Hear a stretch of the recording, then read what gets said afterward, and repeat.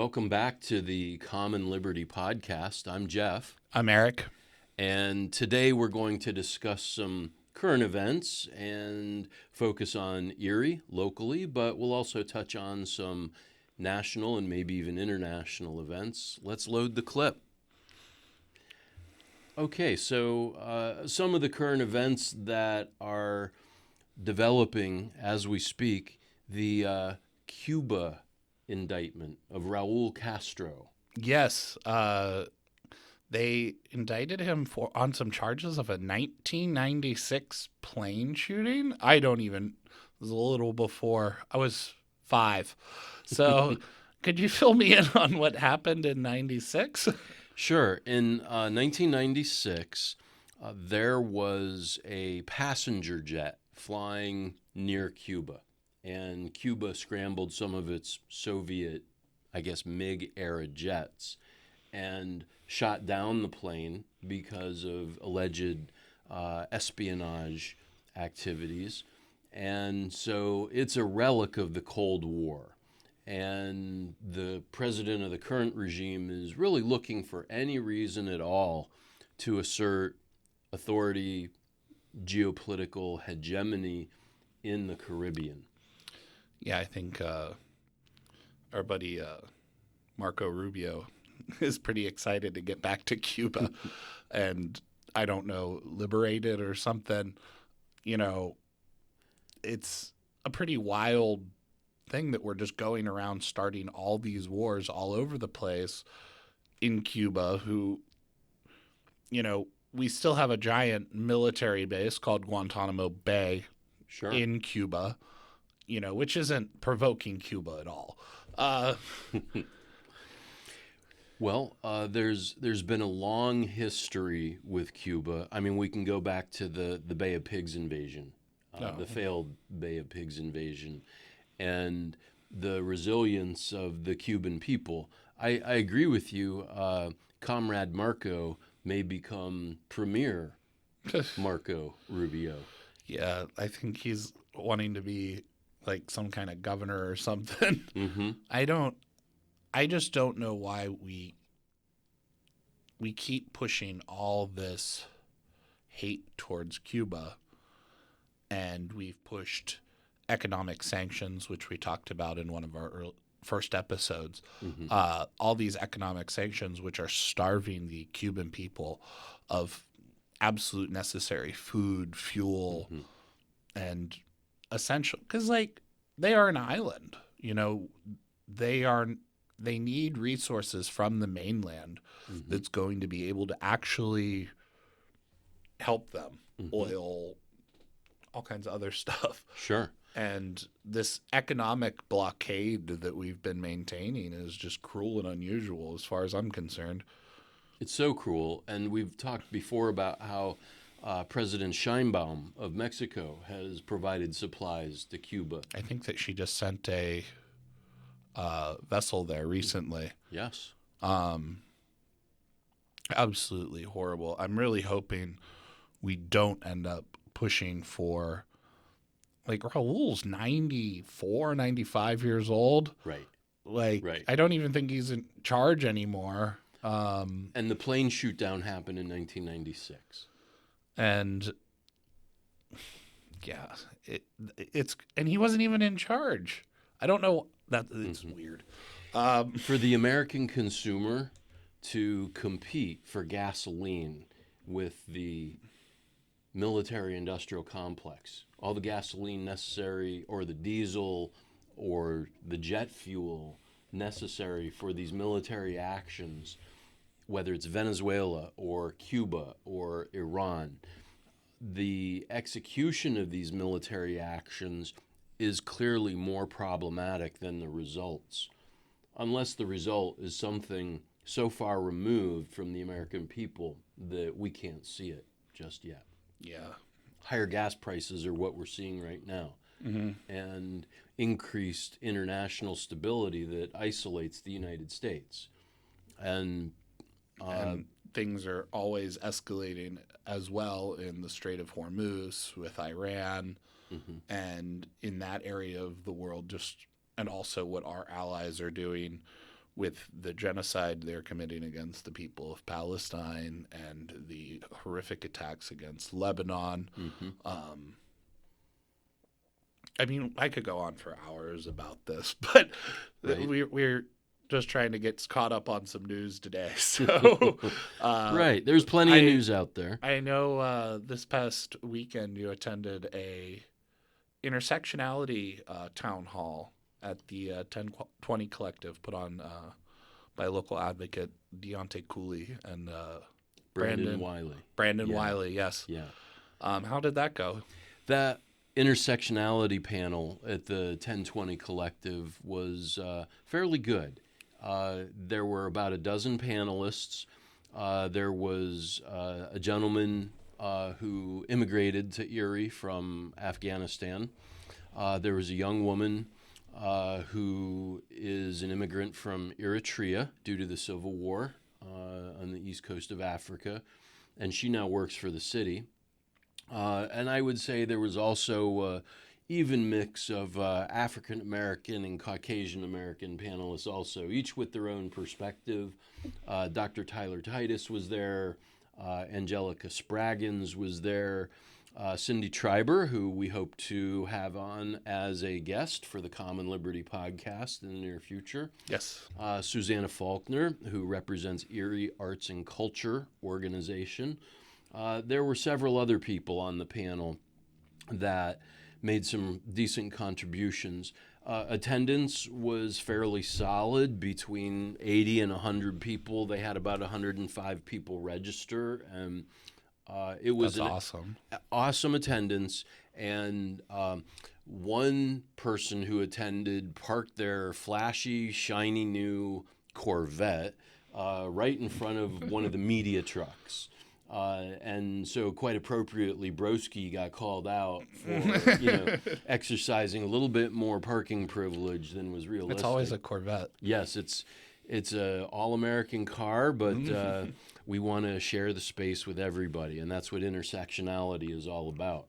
So there were some good observations about what can be done to uplift Erie, and what are the current conditions that we must address as a community.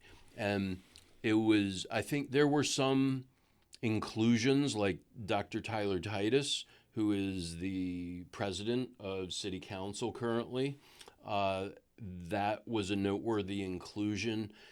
There were some other inclusions for people of color that really brought out some of the flavor of the community and what Erie means to the people that live and work in Erie. So housing was talked about. We've brought up that issue here on the Common Liberty podcast.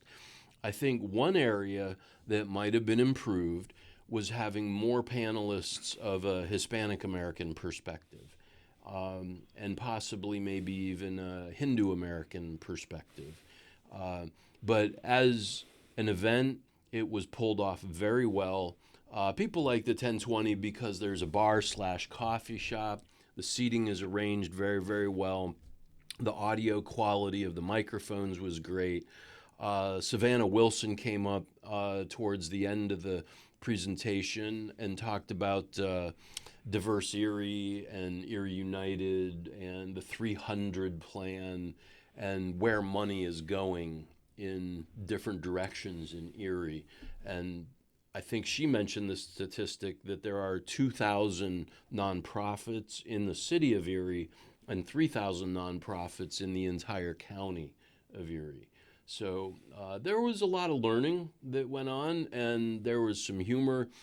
There was one panelist who I happen to know is a very staunch supporter of AI data centers, and I won't mention his name.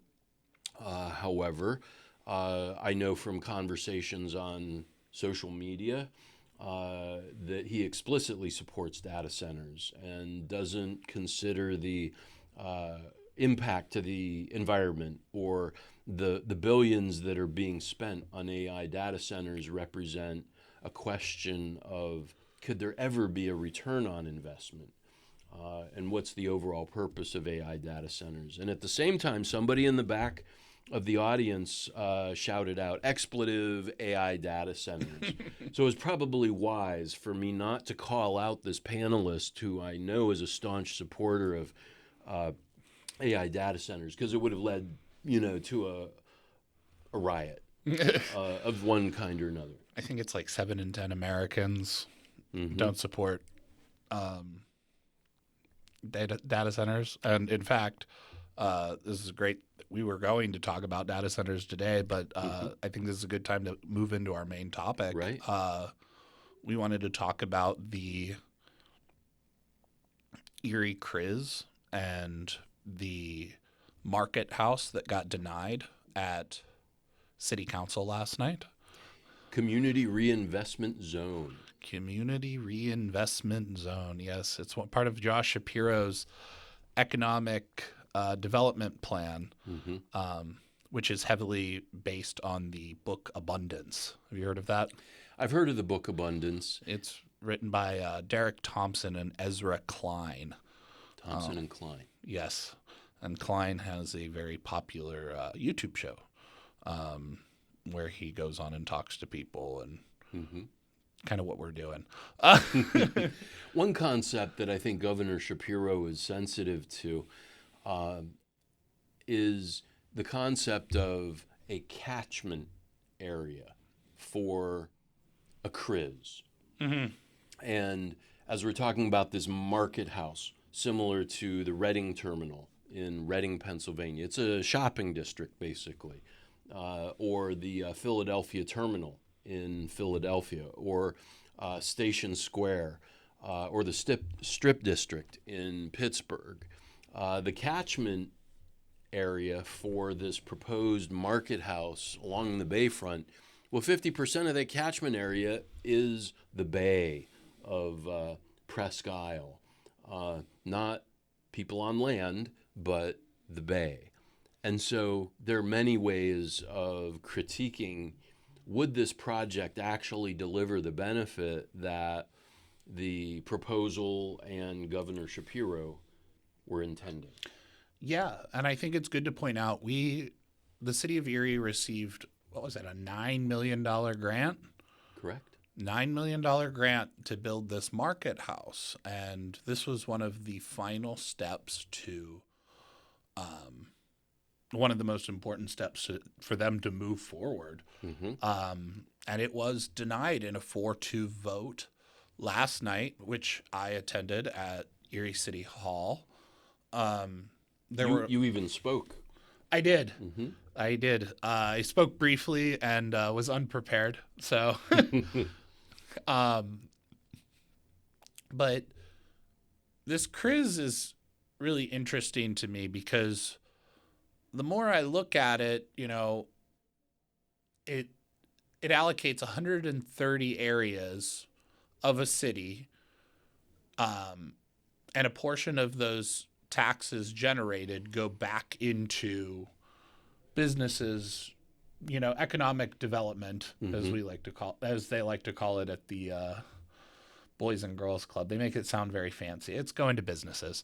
Right. And we should clarify, the CRIZ actually stands for City Revitalization and Improvement Zone. Yes.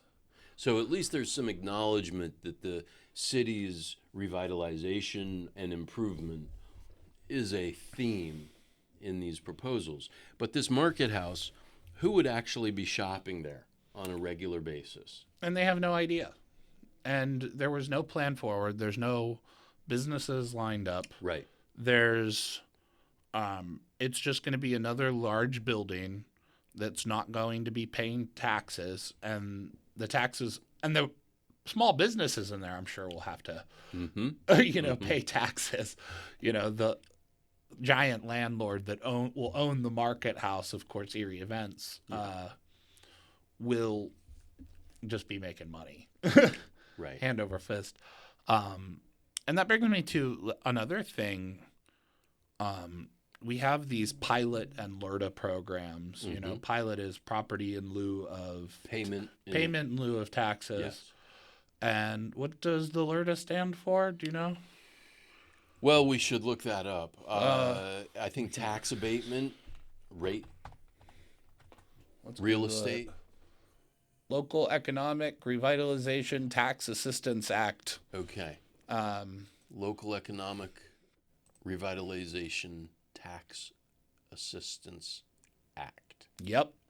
And So one of the other presentations at City Council last night, and I attended for a portion of the City Council meeting, and I didn't go up to speak. I certainly should, especially on the topic of housing.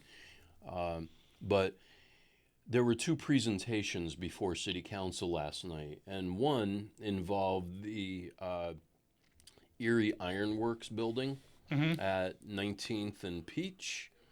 And then there was a second property that is being looked at also.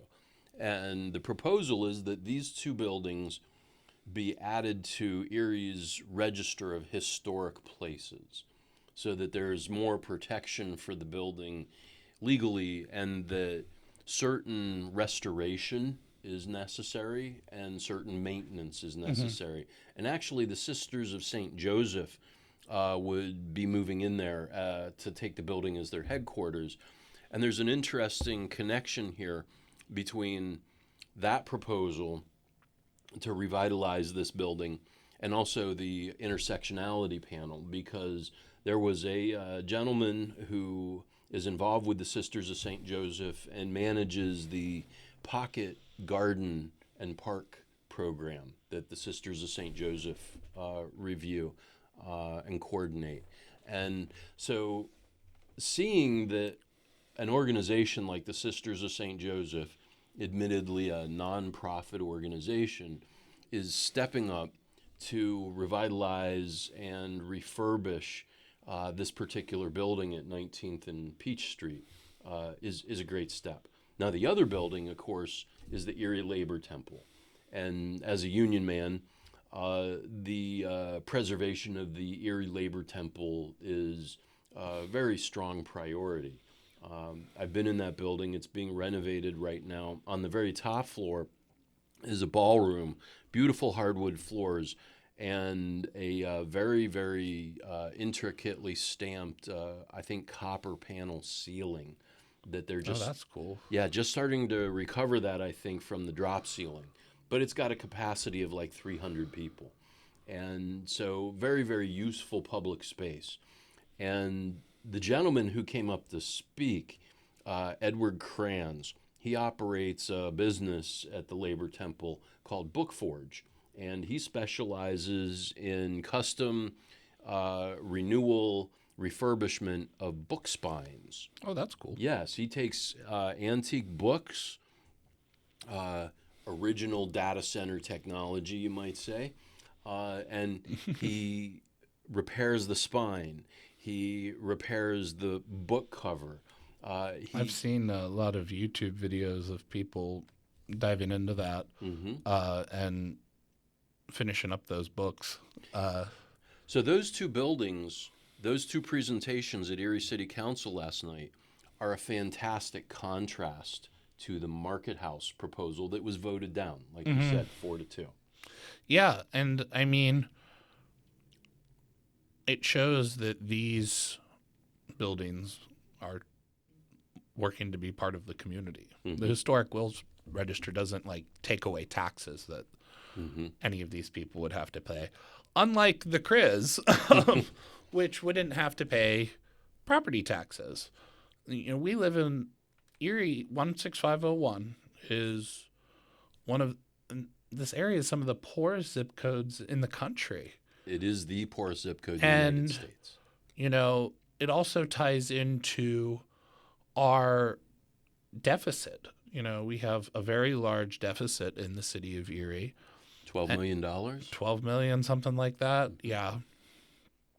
And, you know, from what Councilperson Flores said at City Council last night, you know, 70% of the budget is just going to the city running.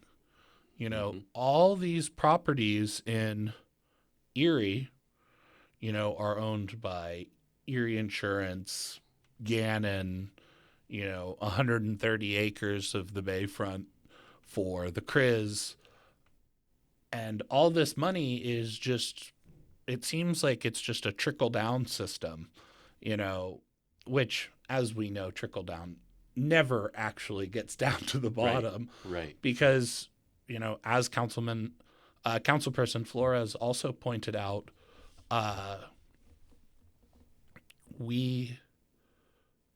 there were even nonprofits that were getting these pilot and learner programs coming in to help the community, and by the time it was time to pay, they pack up and leave.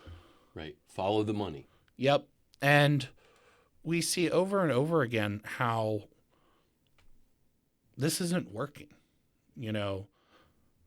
Like, there are parts of... Sorry. Bless you. Thank you. There are parts of Government Shapiro's economic development plan. It's heavily based on that book Abundance. And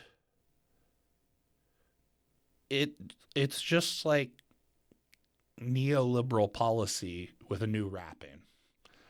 There's nothing special about it. It's the same, let's give money to businesses, and that money and jobs and all this other stability will magically trickle down to everybody.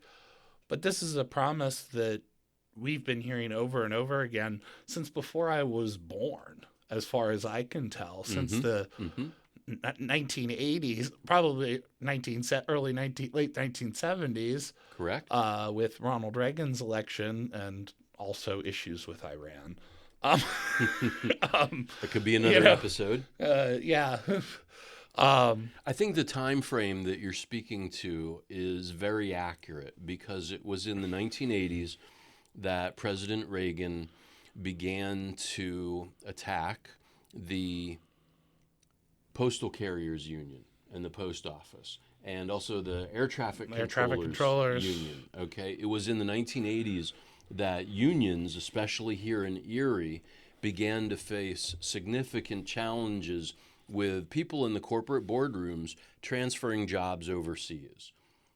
And this was a decision made strictly on a financial basis, and it has led to long-term erosion in the community. And when we see a proposal like the Market House, it's a reflection of consumer spending makes up 75% or so of the United States economy. But people have to make a living wage in order to spend. And it's excellent that you mentioned Councilwoman Jasmine Flores, who recently purchased her first home. And I've got to praise Councilwoman Flores for that and congratulate her, because that's a platform for generational success for her family. And not only does she have a voice in the community as a councilwoman, but she has also anchored herself in the community with her partner, with her family, so that there is a long-term benefit. And when we ask what is the long-term benefit of the Market House, we're not just talking about the philosophy in the book Abundance, but we could be contrasting that with the message in a book like The Message by Ta-Nehisi Coates. How would you summarize The Message by Ta-Nehisi? Really good. It's been a few months since I've read it. It was, I actually listened to it. It was very good. It was, the audio was done by him. And that was just an excellent book that started with his experiences with racism around the world. I think the most enlightening parts for someone who's lived in America and has seen that were his comments on when he was living in Africa and when he was in or visiting Africa and visiting Palestine and Israel, and seeing how all this plays out in different parts of the world Mm-hmm. and looks at that. But yeah, it's just a fantastic book. I can't have enough praise for it. Excellent. There was also a very famous, we talk about abundance, and Ezra Klein, I don't even know if you knew this, they had a big argument. They had a big debate on YouTube, on Ezra Klein's show, about Palestine. Mm-hmm. And it was very insightful. So the message could be this market house proposal failed for a couple reasons. Mm-hmm. One, there are no vendors lined up already. The catchment area includes a large body of water. There is another building on the Bayfront, the Intermodal Center, which has open space, available space. Mm. It is a relatively modern and recent construction, and it's also on the Bayfront, so it's very readily accessible. And of course, we're in the middle, maybe at the 3/4 mark of the remodeling of the Bayfront connector along the Bayfront in Erie, which is runs, a mess. It's a mess. yeah, construction's a mess. Construction's always a mess. We're putting in a couple roundabouts. Yeah, there's like a big overhang. There's an overpass. Is there a Yeah. So there's an intent to create more pedestrian traffic, of course, in a safe, way. But there's also an intention to distribute vehicle traffic in an area that is more accessible to the Blasco Library or the Bayfront Convention Center, places that we like to frequent. I especially like the Classic Car Show. Some people go in for the RV and camper show. Mm-hmm. I'm ready for the Niagara to get back. Oh, goodness. America 250, please bring the USS Brig Niagara back home. Oh, they said it is coming back for Yes. 250. Yeah. They'll be bringing it down the St. Lawrence, and I think they're getting a new captain, though. But anyways, Market House.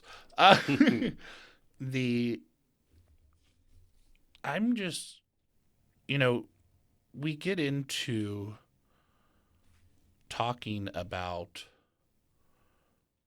this, and I do think it's important. There are parts of this community that live in a bubble. We like to call it the Boys and Girls Club. And this is where the more powerful people, the wealthier business class people live. And they are seeing things a certain way, and we are seeing it a very different way. There's a very large disconnect between some of these circles. I think there is something like what you call the Boys and Girls Club, but it's also important to point out that Erie Insurance, a Fortune 500 company, has made a consistent effort over the years to refurbish and revitalize green spaces and decrepit properties with plenty of deferred maintenance. They've offered local business people, the individual who owns the Lucky Speed Checks.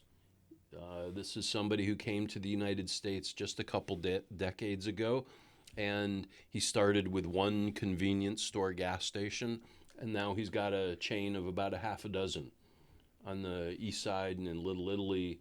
And so there's a remarkable success story there for an individual. But at the same time, folks in this Boys and Girls Club, I think there is a certain level of engagement with the community, but it just occurs maybe in a more remote way than we expect, and maybe behind the scenes a little bit. Yeah, and in that bubble. Bubble. You know, and what is it, the Erie Club? The Erie Club, the Erie Yacht Club. People are people, and everybody likes to spend their free time among friends. Oh, yeah. Okay. And at the same time, some of the pressing issues that face Erie, which call for the revitalization and improvement. We've talked about the food desert on the east side. And one of the co-organizers of the intersectionality panel, Deontay Cooley, spoke for a while about the food desert in the east side of Erie, which we've talked about. And other people last night, I think at City Council, talked about who would actually go and shop there. And is that actually a location for a supermarket? Yeah, I don't think the Market House is a great place for a supermarket, but $9 million for a supermarket on the Lower East Side would be great.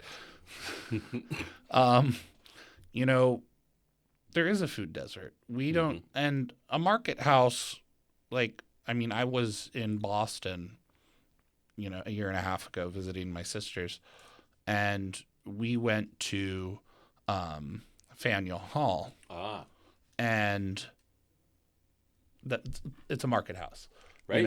And I've been to Faneuil Hall. it's cool, but like it's a bunch of small shops. It's a tourist shop.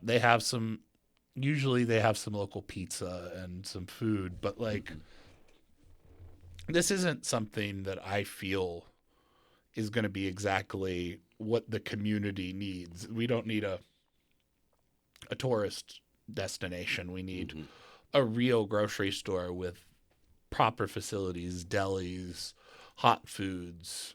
Right. The Country Fair flagship store on North Park Row was really still just a convenience store. Yeah, I forget who it was. They said, I think it was the Erie Events people. They decided against it because they said the Country Fair grocery stores were doing so well. And I'm like, you mean the gas station? Right.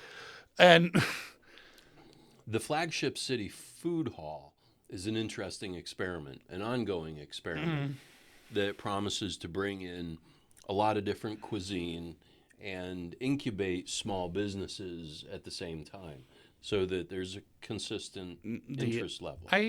I think the flagship city food hall is an interesting idea, and it's at a good place because it's right by Gannon and all their facilities.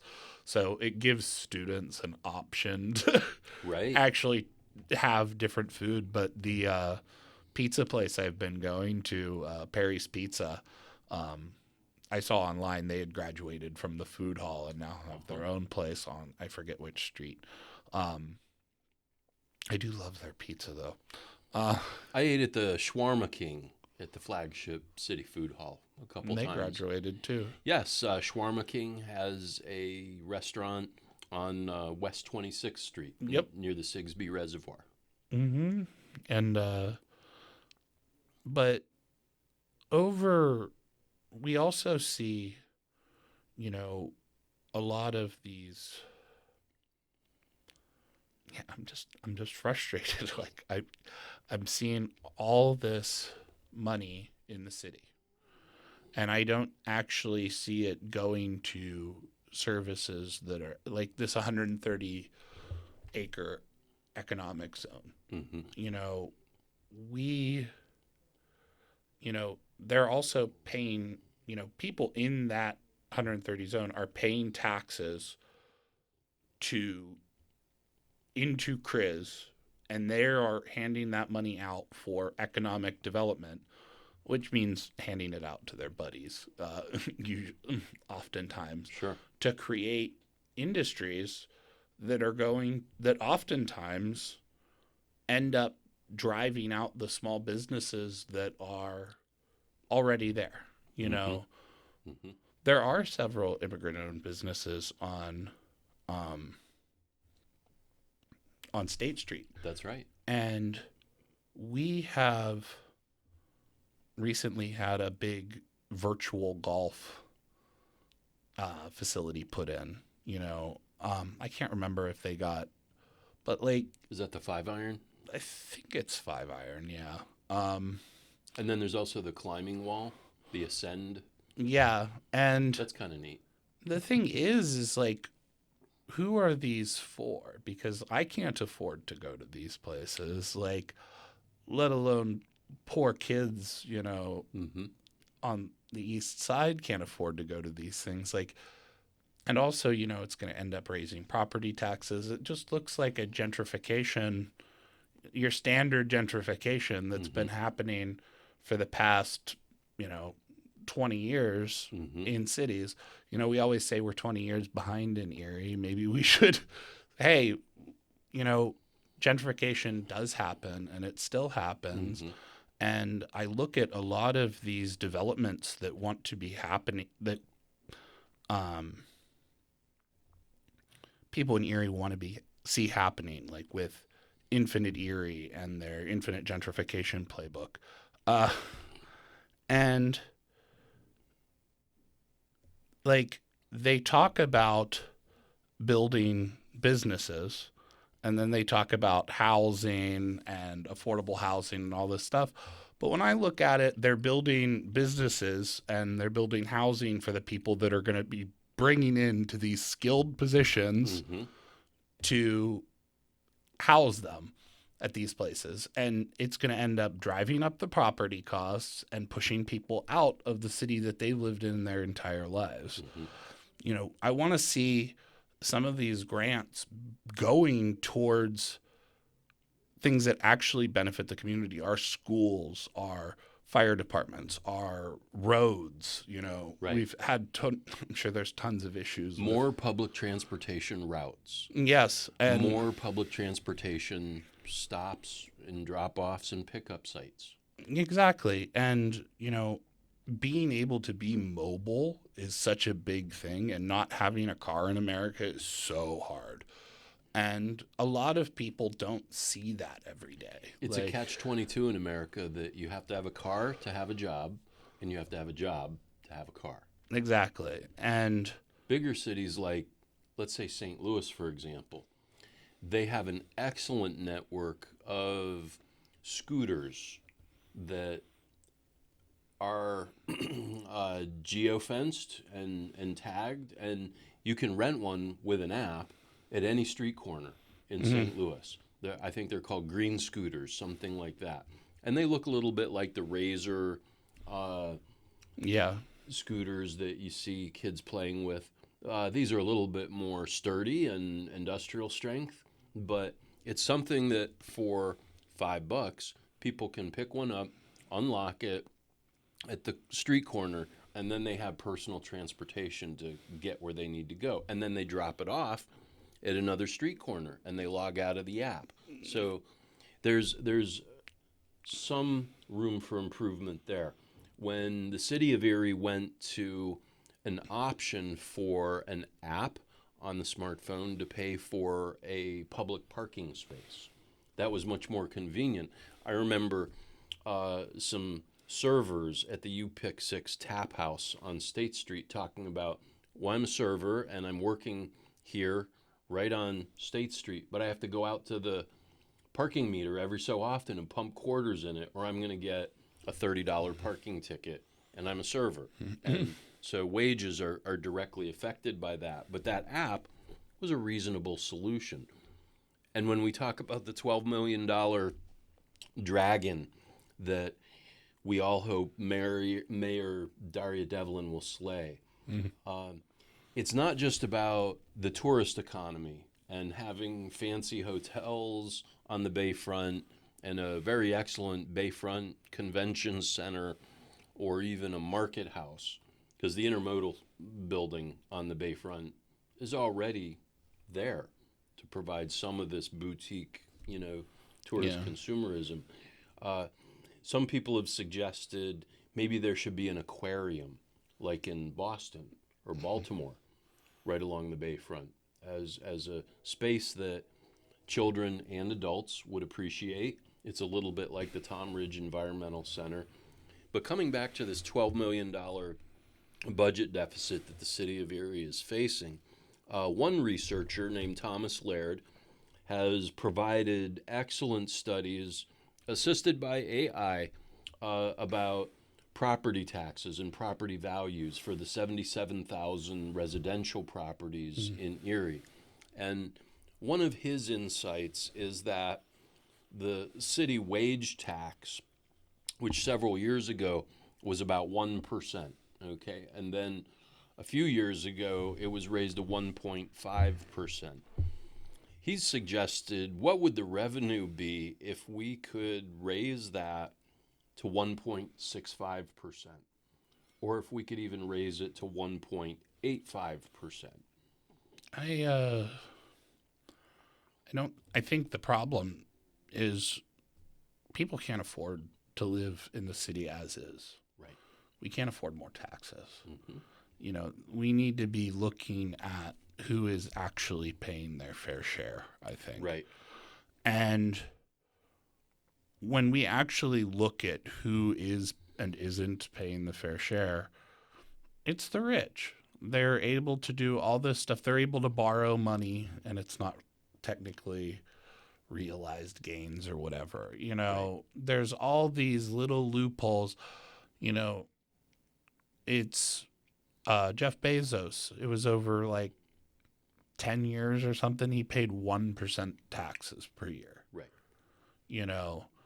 And they go, oh, look how much it is. It was this much money. And in reality, that was 1%, less than 1%. Yeah. And, I see that with all these business proposals too. We have this idea in our head that, when you work hard and you start a small business, that you're paying for that. Mm-hmm. People don't realize that a lot of these businesses, we're just setting up a platform for them, and all on us, like that's what I keep seeing. We're building big office buildings that aren't going to have to pay taxes to invite people in, but they're not going to be providing for the roads that their workers have to get to. Mm-hmm. They're not going to be providing for the upkeep of those roads. And in Erie, that means snow removal. Right. And they're not going to be paying for the schools that the workers whose kids go there. Like, there's nothing, they are not paying their fair share. And it's just absolutely unfair for people that are already struggling so badly to raise their property taxes even more. It's just going to help out the gentrification that's already happening, in my opinion. Free market capitalism is a tool of oppression. Yes. And we can see over and over again. And this gets me into another thing. I was looking at the news today, and we saw our local Erie News Now talking about this market house themselves. Let's take a look at this. Bring it up. Load it up. Load it up. So, Erie Bayfront Marketplace projects stalls after council vote. In the 4-2 vote, where is it? The issue I have most with this article is, the proposed multi-million-dollar marketplace was slated on the former GAF property and aimed to create a centralized destination featuring retail shops, food vendors, a bakery, and other local businesses. Supporters envisioned a vibrant hub for residents and visitors alike, helping to further activate the Bayfront. And then it goes on to talk about the $9.5 million grant. Mm-hmm. Governor Shapiro talks about a $30 appeal. But I find it very strange that an article that talks about Erie News, and when you Google Erie News, look what comes up. When you Google this, it comes up just them. And they did not talk about what the counselors said about this, who clearly talked about, Councilman Andre Horton talked about very clearly that they're not paying their fair share. There's no community benefit agreements that would get let us take part in these activities. There's nothing of this sort. They didn't talk about all the people that went and spoke about it.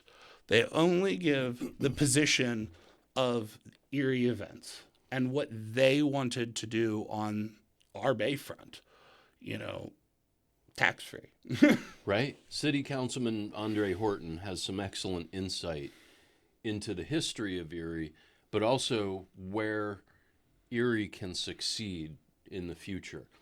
And revitalizing Erie won't take the same path as Pittsburgh, Pennsylvania, and it won't take the same path as Hamilton, Ontario, to nearby formerly industrial centers that have reinvented themselves in this post-industrial service-oriented economy. And Erie's path forward may actually involve a combination of service-oriented tourism type businesses, but we should also bring to the discussion what are industries that Erie should invest in, and what would it be like? Would it even be possible if there was a solar panel factory in Erie? And manufacturing solar panels can be a very polluting exercise, so we need to be mindful of that. But in the history of Erie, there's a popular fact that welders at GE making locomotives would make $35 an hour. And that wage alone was sufficient to support a family, especially when Erie peaked in about 1965. Then we talk about the change in unionization and offshoring jobs and the changes in the 1980s with the savings and loan collapse and the profiteering of private equity. And we see some of this profiteering happening in Erie when we look at some of these potential projects with the CRIZ or the LERTA and so forth. Who is actually benefiting? We have to follow the money and, as you say, hold people accountable with the tax code being right-sized, so to speak. Yeah, and that gets me into, what I would want to see investment in. Because, I don't want to see investment in new shops, or new businesses. I want to see investment in this community. I want to see investments in our schools.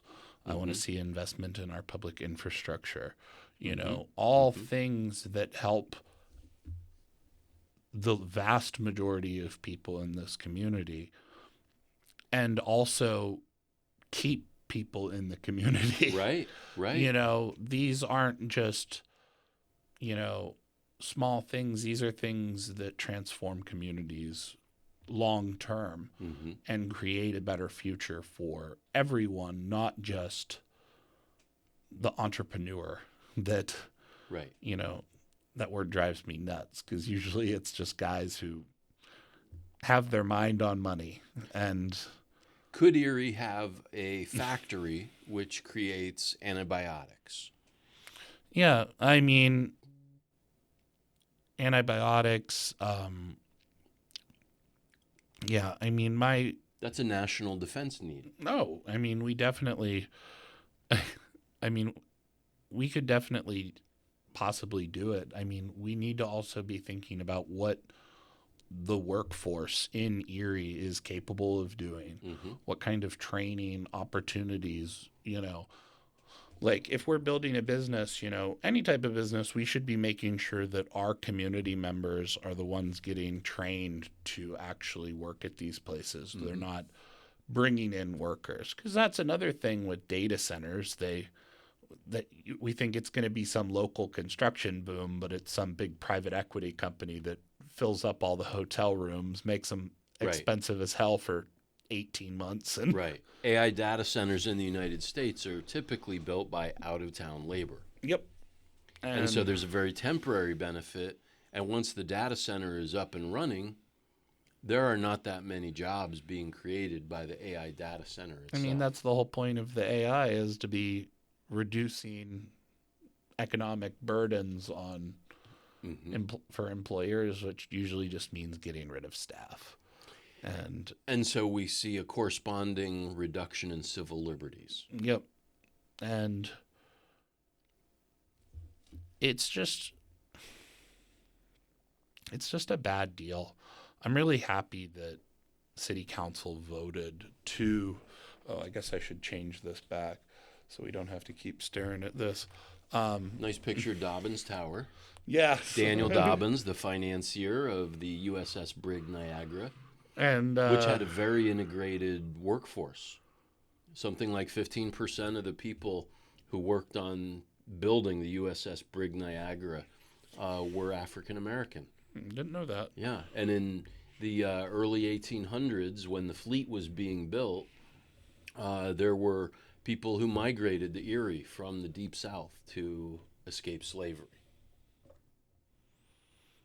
And one of those end places on the Underground Railroad, I'm guessing. That's right. That's right. Erie was a well-known terminal point for the Underground Railroad. And there are still many properties here in Erie, even in the city, where there are tunnels underground. And Dixon's Tavern at 2nd and French, I believe, is one of those historical properties. It may be the oldest structure still standing in Erie. Oh, that's cool. Yeah. I didn't know that. Yeah. I was kind of curious about that, too.